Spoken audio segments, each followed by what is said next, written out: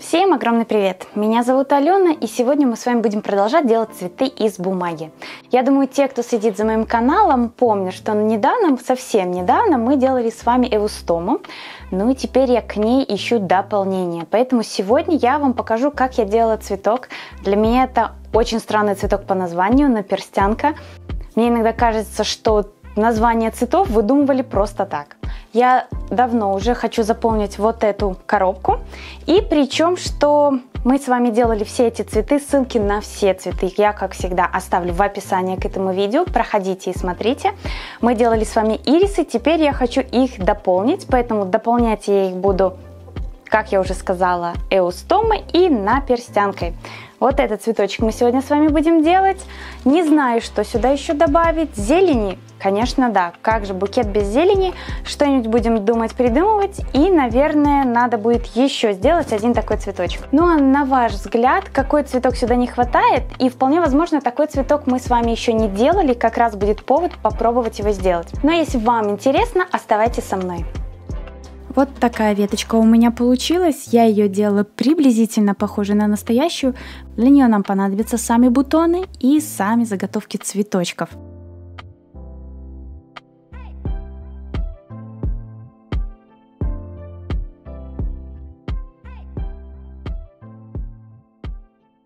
Для бутонов я буду брать фольгу.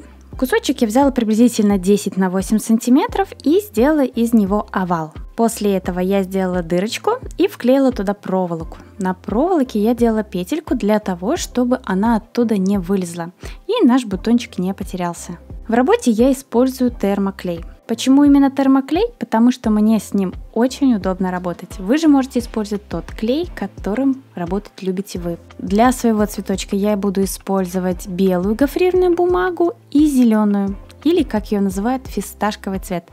562 и 600. Для чашелистика у меня будет кусочек 1,5 на 2,5 сантиметра. Я просто сверху делаю волнистый край и немножечко растягиваю.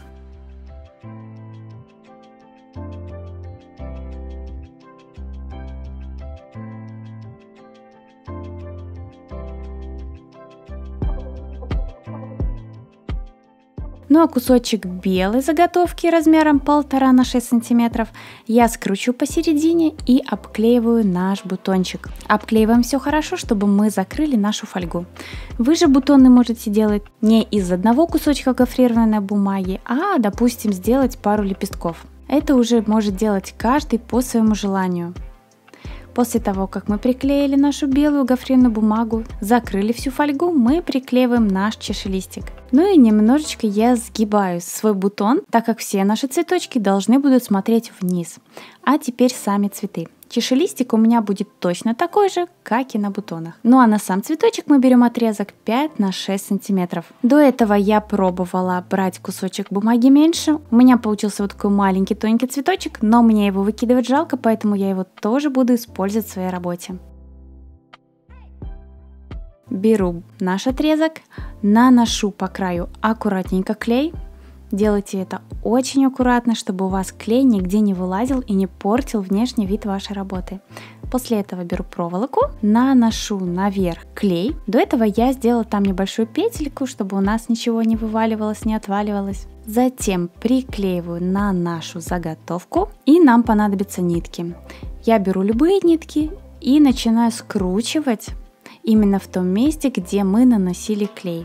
Тогда у нас сверху бутончик будет более аккуратный и не будет у нас очень больших складочек. Затем приклеиваем чашелистик, закрываем всю нашу ниточку.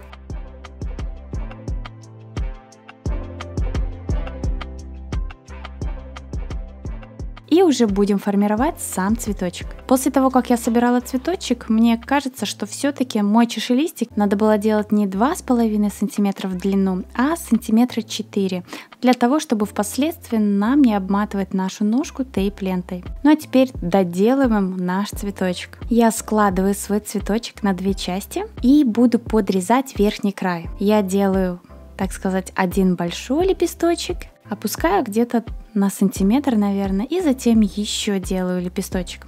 Таким образом у нас получается 3 лепесточка. Все хорошенечко выравниваем и после этого начинаем растягивать именно сам край нашего цветочка. Затем я беру ножницы и все хорошенечко подкручиваю. Мне ножницами делать это очень удобно.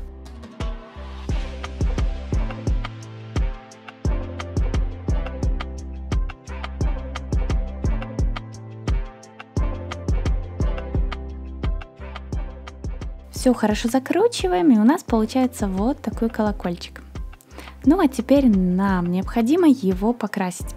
Вы же, конечно, можете его оставить и в таком виде, но в настоящем цветочке есть пятнышки или точечки, и мы их будем рисовать. Ну и часто спрашивают, чем я крашу бумагу. А всем. Вот все, что найду, всем крашу. Главное, чтобы мне подходило по цвету. Тем более, это же бумага, и на ней рисует все. Самое главное, не переборщить с водой, если вы рисуете красками, иначе бумага размокнет и может испортить внешний вид вашего цветочка. Я буду использовать маркер, беру я такого бордово-красно-малинового цвета и делаю точечки. Делаю точечки только снизу нашего цветочка, там, где наш самый большой лепесток.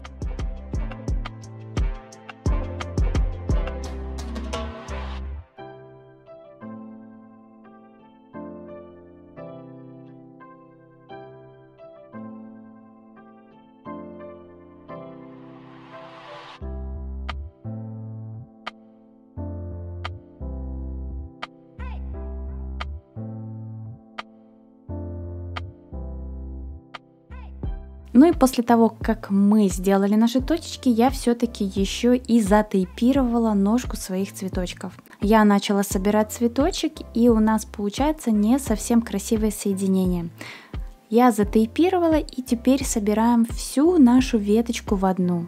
Начинаем собирать с маленьких цветочков, ну или с маленьких бутонов. У меня их получилось 6 штучек. Я сделала 2 салатовых бутона и 4 белых. Затем я добавляю свой маленький цветочек, который мне все-таки жалко выкинуть, а получился он неплохо.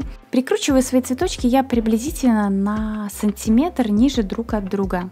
Загибаю все цветочки вниз и постепенно формирую веточку. Я не делала для своей веточки никаких листьев, так как когда наш цветочек будет находиться в букете, эти листья, возможно, могут быть и лишними.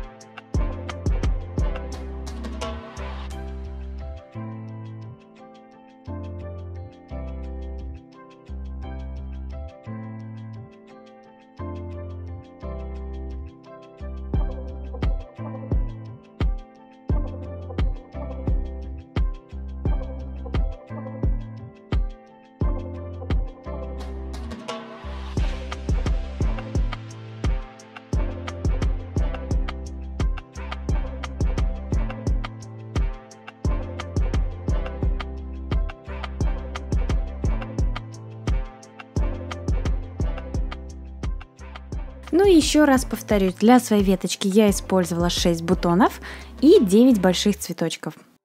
Длина моей проволоки, на которую я делала веточку, 30 сантиметров, но впоследствии я думаю, что мне придется ее обрезать. И вот такая красивая и аккуратная веточка у нас получается. Вместо тейп-ленты можете использовать гофрированную бумагу. Использование тейп-ленты не обязательное. Но если вам понравился мой вариант цветочка, ставьте лайк, подписывайтесь на мой канал. Также не забывайте нажимать на колокольчик, чтобы первыми узнавать о новых видео на моем канале. Пока-пока!